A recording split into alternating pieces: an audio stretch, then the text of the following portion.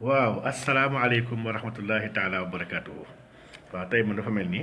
tey sax du live tey te dañoo ñëw rek bëgg a seq benn tomb waxtaan bi nga xam ne par rapport à une information bi nga xam ne dañ koo jot.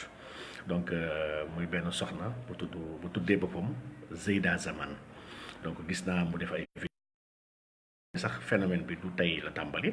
année 2019 bi yëpp mu ngi wër ci àdduna bi yëpp fu nekk di def ay waxtaan. Moom nee na yonent yàlla la wala boog nee na yonent yàlla bi la. Donc lu ci mënti am si ñaar yëpp wax dëgg yàlla laaj nañu ñu am ci jàngat en tant que ay jullit ndax lépp lu laal l'islam jullit ñi war nañ ci taxaw gëstu war ci am jàngat war ci am seetlu taxaw seetlu waaye tam war ci tirer tamit ay conclusion n'est-ce pas. Donc tey moom du live sax tey moom guddalu ma mais dafa am rek leen lu nga xam ne dama ko yàggoon wax. Am na sax ñu ma ci bind ne ma waxuma dëgg mais ba may wax si waxu mosquée inclusive yi en Europe di waxu imaama jigéen yi. Donc tuddoon naa fi Kahina Bahloul fële en France nga xam ne moom c'est une imama nee na moom jigéen la waaye dafa mosquée ak la vision de l'islam sur la mosquée. Donc am na sax ñu ma waxoon ne li ma wax amul waaw li ma wax daal internet mu ngi fi maa ngi pousse ñëpp ku nekk nañ dem di gëstu chaque fois li may wax ndax tamit mën naa am tam may juum. Donc les mosquées inclusives aujourd'hui nekk na lu bëri ci Europe dama bëgg rek andi benn contexte bi nga xam ne war nañu bàyyi xel bu baax a baax contexte boobu mooy que am na ay organisations yoo xam ne ñu ngi jéem a travailler sur le leadership féminin dans l'islam. Kahina Bahloul benn exemple la si waaye c'est pas la seule. On peut parler de Anne-Sophie Monsiné en France li may wax ni daaw la si fin d'année daaw bi Anne-Sophie Monsiné ak Eva Janadin ñoom ñaar qui elle a 29 ans qui elle a 30 ans elles ont fait une sax prière mixte déjà ñoom ñaar dañuy woote ne jumaa yi jigéen ñoo ko war a jiite war nañ def des prières mixtes yoo xam ne góor ak jigéen dañuy taxawandoo bokk ay sàppe waaye tamit bopp neen bi soxla tamit muuru pour mën a julli. N'est-ce pas. Donc kon déjà ñaari ñoom ñii yëpp ñu ngi koy promouvoir dans le monde aujourd'hui en France en Allemagne mosquée inclusive yi egg na fa aux États-Unis egg si na fa. Donc phénomène la bi nga xam ne dafa nar a màgg ci àdduna bi yëpp. léegi nag je reviens dans notre cas d'espèce muy soxna Zeyda Zaman boobu dama ko xool nag merewuma ko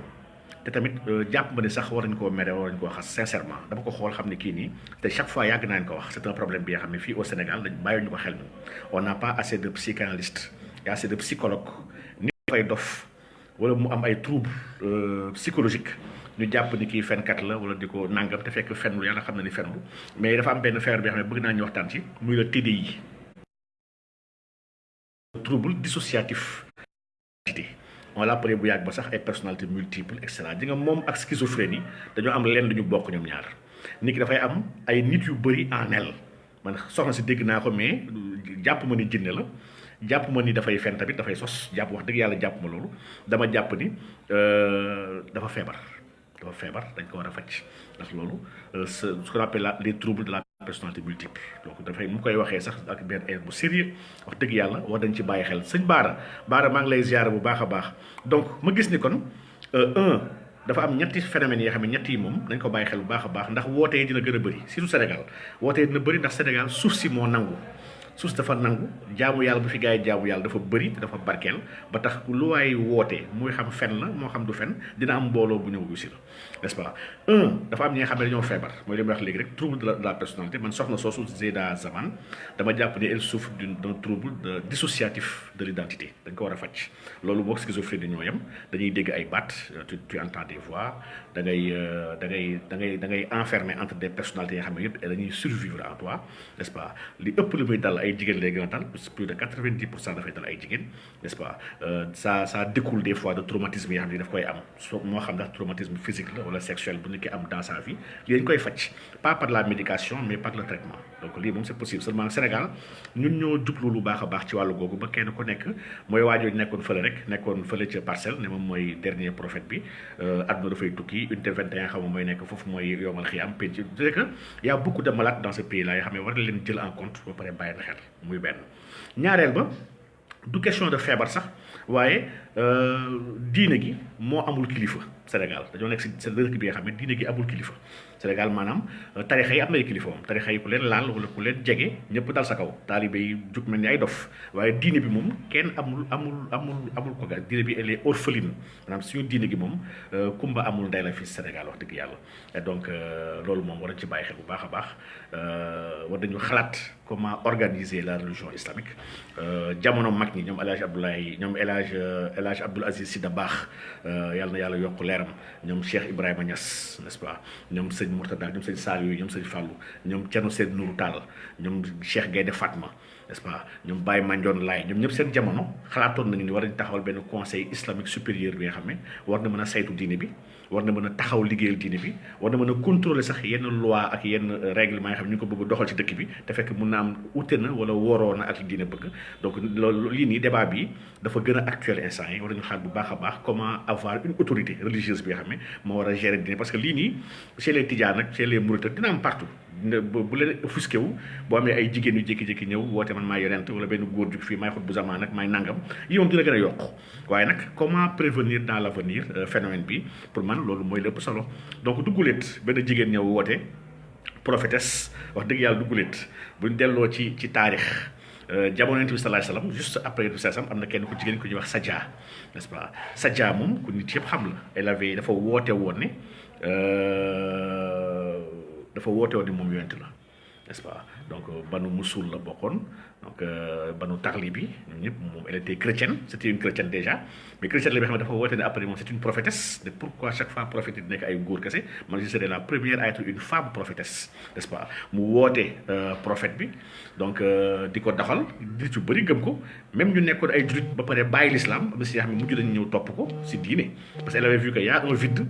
boobu mën naa ko exploiter moo tax la nature a toujours horreur du vide donc elle a exploité ce vide là macha allah commencé am ndam di am ay mbooloo ba à la fin mook Musaylima tam beneen fenkat la woon tamit moom tamit il avait woote moom jamono yonent bi la woote di yonent la moom daal ñëw seet si yonent bi sallallahu alayhi wasallam ne ko yow yàlla léegi fal na ma tamit yonent sa wet léegi yow jëlal côté Orient ma jël côté Occident maa ngi yow ñu doxal adduna bi yonent bi naka yow fenkat la n'est-ce pas waaye taxul bàyyiwul donc et cetera donc pour dire que rek woote gi moom commencé na depuis jamono bi sallallahu alayhi wasallam ay yonent yu bëri ñëw Malik ibnu Nuwayra ak ñoom ñëpp wax dëgg yàlla macha allah waxtaan nañu ñoom ci l'islam loolu day continuer te ci mandarga aaxiru zaman bi ñu nekk ñun instant mooy mujjum jamono bu ñu fàttali bokk na ci mandarga yi guerre yi dina bëri fitna dina gën a bëri waaye tamit woote gi maanaam woote gi ci naxee mbaay ci biir diine gi maanaam imposture dina gën a bëri donc il faut qu'on se prépare donc à ça et il faut nag ñu jéem a au lieu chaque fois ñuy génn kaas yuuxu ne kii du dëgg du nangam maa ngi fàttali ko man am na benn soxna ndeysaan soxna Amina la tudd mu ngi fële ca kas nag moom tam dafa woote ne moom mooy xut bu zamaanu jamono bi moom sax lu mu woote xut bu zamaan la c'est pas aussi méchant bokkut ak yonent n'est-ce pas yonent nag moom wax dëgg yàlla lu rëy la lu diis la loolu du dëgg waaye nag nit ki au-delà de nit ki lu ñàkk wax dëgg war nañ jéem a xool quelles sont les raisons qui l'animent fii l'islam dafa tumuranke ci kilifa loolu mooy premier problème bu l'islam fii Sénégal ñaareel ba l'islam business la fii Sénégal c'est un bon business bi nga xam ne bu leen fàttali xaalis dafa liquide dafa bëri koppar te wax dëgg yàlla nit ki mën nga ci tedd donc teddaange kon am na fii kon ci l'islam moo tax nag business religieux boobu dina gën a attirer ñu bëri ci biir woote gi ci biir utum taalibe gi ci biir maay borom jamono du kii mooy borom maay rakku yàlla ak maa namp yàlla namp ak yooyu yëpp mun ñu ko écarter n'est-ce pas mun ñu ko écarter waaye il nous faut être vigilant il nous faut tam des fois tamit xaw a am écoute par rapport ak kenn balaa ñu koy xas di ko saaga parce que man laa dam la déglu naa ko bu baax a baax dëgg yàlla déglu naa ko te war nañu poser encore une autre question qui sont derrière cette dame là parce que dame bi dem na ba am audience ay France 24 ak yëpp ñëw di ko defal interview donc man gëw ma ni ex nihilo nii kese le France 24 ñëw parce que vraiment c'est une chaîne bi nga xam ne c'est une chaîne d'état chaîne la bi nga xam ne qui obéit à une réalité bi nga xam ne réalité bu doy waar la donc war nañu bàyyi xel bu baax a baax chaque fois qu'il y a ces cas isolés am na ñenn ñi nga xam ne dañuy daw gaaw ñëw dooleel la ne la sax mën naa la appuyer médiatiquement kii ñëw ne man xaama jox la xaalis mais tu es sur la bonne voie macha allah c'est très bien donc il y a toujours ceux qui combattent la religion ñi may woowee man waa sax la puissance dajalique de ce monde là mu ngi en quête aujourd'hui de ces cas isolés là pour mën leen a jàppale pour mën leen a dimbali pour mën leen a jox ay yenn moyens pour ñu mën a gën a diffuser pour yokku réeraange bi ndax lii moom c'est l'objectif mooy fàggaagal diine donc lii rek laa wax dëgg yàlla du woon live sax benn genre waxtaan kese la woon mais xool naa ni on doit être vigilant et surtout on doit reposer le débat d'un conseil islamique bi nga xam ne parce que ñàkk kiliftif ci diine mooy andi lu mel nii dina yokk nag ci kanam da jëm fi laa ko waxoon di ko retaanloo benn waaye ma ne ko ci nga miim réew mu ne waaw ma ne ko miim réew Satan ko moom waaw mu ne ma lan mu ne ko Satan mooy kii ko moom comme lu waa ji zikaroon parce que on peut tout faire ci l'islam on peut tout dire de la religion mën nañu ŋàññ ku num ñu neexee yonent bi sallallahu alayhi wasallam mën nañu saboter alquran et pourtant dara la ci fekk fii si en tout cas fii si Sénégal n'est-ce pas le problème daal mu ngi nekk ci soo laalee ki nga xam ne nitu diine la wala sëtu benn sëriñ la lii mooy le problème diine léegi nag imposture su ñu waxee imposture nag l'imposture du problème mu kese andi benn diine bu bees Saja mi wax sànq Saja était chrétienne elle a vu que après yonent bi sallam ba mu làqoo ci Zahir yonent bi sallam ba mu làqoo ci Zahir dafa am ay juut yoo xam ne dañoo jàpp ñun kat bàyyi nañ dañuy bàyyi n'est-ce pas bàyyi nañ donc ndax bëggatuñu fay zakat n'est-ce pas donc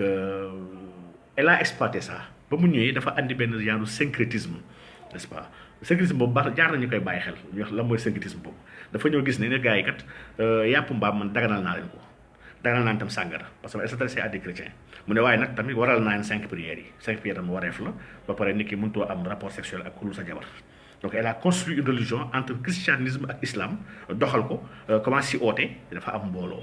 parce que dafa am yu yombutee xam ne nit yi dañuy soxla ku leen yombalal parce que am na fi sëriñ yu bëri nga xam ne seen mbooloo li ko waral leen kese moo ko waral dañoo yombalal taalibe yi li nga xam ne bokkul ci islam n'est-ce pas bañ ko yombalee taalibe yi tamit ñëw soo xoolee sëriñ yooyu suñ demee ba sax beneen jamono ñu commencé bëgg nekk nit ne gars yi kat léegi dañuy teg dëgg dañ topp yàlla taalibe yi leen di bàyyi ndax taalibe ils sont en quête de facilitateur parce que bëgguñu coono ci biir diine l'islam te l'islam na wax dëgg yàlla kenn daf ko moomul sax ba ciy facilité qui que ce soit n'est-ce pas donc macha allah soxna sëñ Assane 24 TV maa ngi tuub maa ngi jégalu man maa ngi xelmati France 24 mais nag l'essentiel man du sax chaîne bi kese sax mais l'essentiel mooy cette force là derrière elle la dame là yére mi sax soo ko xoolee dafa nuroog ñoom Mobutu seen léopard yooyu benn bant Mobutu bi rek moo ci des n'est-ce pas donc sëñ Jiri Jaxate maa ngi lay ziar bu baax a baax sama gars yi di nga tey nuyoo ma sax dama ñëw rek commencé parce que bëggu moon yàgg mais maître Profima maître bëgg naa la dugal de parce que maître moom wax dëgg yàlla borom jàngatkat la te wax dëgg yàlla mais xaar ma def benn appel parce que bon bëgguma sax kii bi yàgg damay def maximum dama ne woon 10 minutes laay def rek waaye bon gis nga xam nga ne wax ci diine bi moom Sénégal yombul mooy mais ñetti facteurs yi moom bëggoon naa loolu ñu bàyyi ko xel muy facteur ñàkk am kilifa ci wàllu diine gi muy benn facteur problème xel doomu aadama yu bëri fii ils souffrent de problème xel ñii ils sont schizophréniques ñii ils ont des troubles dissociatifs de l'identité ñii ils ont des personnalités multiples yëpp dañ leen war a faj mais fajuñu leen soo duggee Facebook sax di xool yenn post yi nga gis gars yu bëri wéruñu dañoo wérul waaye nag bon li yàlla xam doy na am ñenn ñi nga xam ne nag dañuy bëgg liggéey dañoo gis ne affaire bi xaalis la diine gi yaa business religieux bu important chaque fois mu ne fii Sénégal kaat yi ñoo fi nekk di fi doxal ñoo si gis seen bopp c'est des marabouts mafieux des politiciens véreux des hommes d'affaires truands ak des intellectuels yi nga xam ne tailleur noonu nii moom vraiment ñooñu jël en otage fitnaal ñu sonal ñu maître mel ni maa ngi lay woode n'est-ce pas donc am nañu problème daal ci islam ci dëkk bi waaw te loolu moom tarixa yëpp nag tout confondu tarixa yi kenn du si mucc n'est-ce pas kenn du si mucc donc moo tax nag ñu war a bàyyi xel bu baax a baax yenn aspects yi macha allah donc di jégalu di tuub nag maa ngi tuub di jégalu waaye maa ngi fàttali nga ba ci waa ji ndaw si li mu wax noonu man jàpp ma ne ay jinne la si baada elle est sénégalaise de elle est sénégalaise de n'est-ce pas donc gis naa nag la communauté layène kaas nañu ba def benn communiqué waaye soo xoolee chaque fois mu ne man je vois que dans toutes les tarixa fii moo xam layène la ak moo xam murit la moo xam tijaan la n'est-ce pas gis naa ni ñu ngi wax yi nga xam ne c'est pas normal genre diine c'est pas normal donc bu dee ay kilifa ñooy wax lu dul yoon bu ay nit xoolee gis ni ñii mbéy ñi ils s'en sortent man tam pourquoi pas faire comme ñii wax dëgg yàlla c'est une voie ouverte extrêmement dangereuse en tout cas pour la préservation de la foi te diine dafa sensible dafa am solo trop diine mooy lépp n'est-ce pas diine war ñu ko bàyyee noonu état nag la république moom dafay kontaan toujours bu diine gi amee problème ba ndox sax moo ko tey Sénégal on a 99% de croyants waaye y a pas un ministère du culte qui est chargé du culte parce que l'idée était que nañ leen bàyyi ñu yàqal seen bopp seen diine parce que ñoom diine arrangé wul république bi arrangé wul suñu homme politique yi sax diine arrangé wul leen wax dëgg yàlla léegi nag comme que nag l' état ne veut pas prendre en charge la question religieuse réglé ko bëgg ko formaliser bëgg ko toppatoo ndax moom moo déclaré na dafa laïque léegi nag ñun suñu bopp ñun jullit ñi ñoo war a jéem a xool ñu réglé loolu te man loolu moo gën a tax ma jàpp ne dafa am benn urgence aujourd'hui si ñuy woowee xalifa yi ci wàllu ci tarixa yi di jéem a xool ñoom ak sunnit yeeg ñëpp wax dëgg yàlla le diocèse même waa archidiocèse Dakar catholique yeeg mboole mi diine yi ñu am benn cadre bi nga xam ne cadre boobu day am doole te kilifa yu jiite kuréel yu yëpp ñoo fay nekk. waaw Assane Diagne si je sais qu'elle se réclame pas laïenne mais li mu wax noonu elle suit un peu les traces du laïenisme ay zikkarkat laïenne sax lay xëcc woo. Elle plagie à peu près un peu un discours bien c'est un discours laïen c'est un fait c'est pas pour autant c'est pas pour rien sax laïen yi def déclaration ñoom gis ni kii daf ñu bëgg taxal n'est-ce pas donc macha allah mais yonent moom yonent dafa jeex ku ko mënti woote da nga juum n'est-ce pas ku ko mënti woote da nga juum donc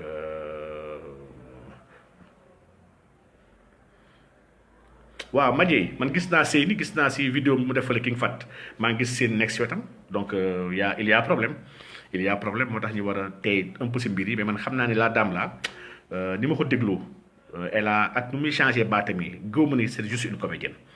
gëw ma tamit ay jinne ko jàpp waaw jinne wax dëgg yàlla jinne jàpp ko man dama jàpp dafa feebar dañ ko jéem a faj dañ ko war a jéem a faj te war nañ jéem a xool nu ñu jéem a ñagee diine bi parce que yu mel nii dina am yu gën a pire que soxna si te ñu ngi si yoon bi di ñëw man loolu rek laa jàpp ni aujourd'hui urgence war nañ ko bàyyi xel bu baax a baax donc di jégalu ñëpp nag di jégalu ñëpp di leen ziyaara ci yowmal jumaa bi di ñor ni ñëpp ngi si jàmm tey moom bugguma sax yàggal ndax tey moom xadara bu ñuy xaar n'est-ce pas donc xanaa daw rek peut-être guddi incha allah n'est-ce pas guddi incha allah ñu gën a yeggali waxtaan yi maa ngi jéem a woo maître waaye maître neen dafay togg maître moom ay ginaaram xaw ma ay lapin lay togg sëñ Baara yow Baara Diouf Baara maa ngi lay ziar bu baax a baax donc ki ne Ndiaye macha allah donc ñun daal doy na waar daal ñu wax doy na waar trop dëkk bi daal fi mu jëm mooy li ñu góor gi waxoon rek mu ne ku di gone wala ku xamul lu bëri kese mooy toog xelam dal ci dëkk bi instant yi mu mel nii waaye képp xaw a xam dara wala ki nga xam ne xaw na du gone mu ne war naa tiit ci dëkk bi fi mu jëm instant si lu muy doxee ndax dëkk bi instant yi wax dëgg yàlla tagallu na et li si triste mooy ñun yàlla ñu defal peut-être tawféex ba lu ñu fëpp du yomb ñun taxaw woo ñu ay wooyu yomb yu ñàkk fayda yu mënul nekk waaye am na ñeen suñu yeneen gone ak yeneen xale ak yeneen nit yi nga xam ne wax dëgg yàlla dañoo jaaxle instant yi te ku jaaxle lépp lu ñëw dina ko xëcc n'est-ce pas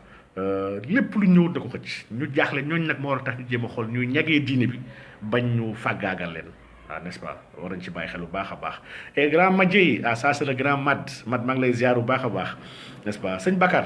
doyen maa ngi lay béggee lu bëree bëri di la ziar la nuyu donc waa Bakar man nag je me pose cette question là parce que je sais que dans toutes les foyers religieux je dirais pas que tout le monde ndax man sëriñ moom jàpp ma ni sax sant la sëriñ man ñu ma gën a jàpp fii sëriñ Sénégal sant ñu Ñas sant ñu Si sant ñu Mbàkke wax dëgg yàlla waaye nag macha allah ñu ngi am taxawaay bi maanaam ñu ngi ragal yàlla ñu ngi doxal diine ñu ngi sàmm dono mag ñi ndax ñun amuñu lu dul mag ñi n'est-ce pas waaye nag am na suñu bëri nga xam ne am nañu sant bi waaye ñoom ñooy premier ennemi seen maam yi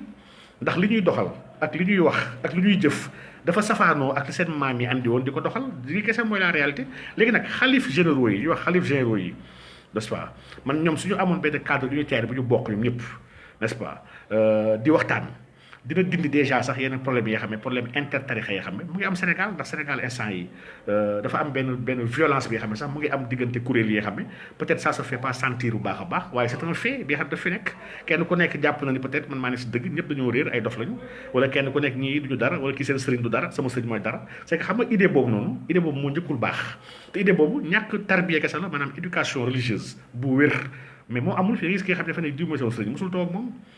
c'est que dañoo am benn parparloo bi nga xam ne bokkut ak tarixa bokkut ak parparloo man damaa compte sax suñu ne tarixa mooy confrérie c'est une approche maçonnique n'est-ce pas du approche maçonnique la c'est pas tarixa du tekkul confrérie tarixa yoon lay tekk yoon c'est une voie moi je préfère qu'on appelle les voies qu'on appelle les confréries nité bi nga xam ne kii mooy sama mbokk kee du sama mbokk te dam pour l'exemple damay joxe benn kii bu ndaw bi nga xam ne ça m'avait choqué dafa am benn télé fii de la place yoo xam dama tudd télé bi pour ne pas faire la mauvaise publicité pour ñoom une journaliste bu mag a mag bi nga xam ne dama toog si coulisses yi muy waxtaan téléphone ak un responsable de la prison de Dakar mu ne ko yow kat yow wuy ma yow kii kat dama lay fu mu présenté leen parce que da ngay soxla ñu lay ñawal ay yére pour xaw ma pour uniforme xaw ma pour lan te diw moom suñu mbokk taalibe la comme que ñoo bokk sëñ bi wax dëgg yàlla moom nga war a jox mbir bi que keneen si saa si xam naa je présume que waaye daf ko ne waaw mu wookee ne ko yow utal naa la marché parce que kii ñoo bokk sëñ parce que ñun ñuy àndandoo bokk sëñ bi wax dëgg yàlla ñun moom dañoo war a taxaw jàppalante lii mooy confrérie confrérie mooy genre ñoo bokk sëñ bi dañuy jàppalante lii suñu approche juive yi ñoo ko tax moom def waaye ñun islam ñun nekkuñ ci wàllu confrérie innamal mu'minuuna ixwa islam ñun ñëpp ay frère lañu te moomuñu sax ci martaba boobu yentu saa sam bu ñu wax mu'min je défie ustaas yi waxuñu kese ñuy wax ashhadu an laa ilaaha illallaah muhammadu rasulullah ñun l'humanité toute entière ndax ñun ñooy le peuple bi nga xam ne le peuple du juste milieu ñun ñooy xeet bi nga xam ne yàlla fi ñuy wàccee ñu nekk témoin pour tous les autres peuples ñun suñu yent sallallahu alayhi wa sallam moom la yàlla yónni li kaafati naas n'est-ce pas donc yentu saa sam te loolu xadis moo ko dëggal sax n'est-ce pas xadis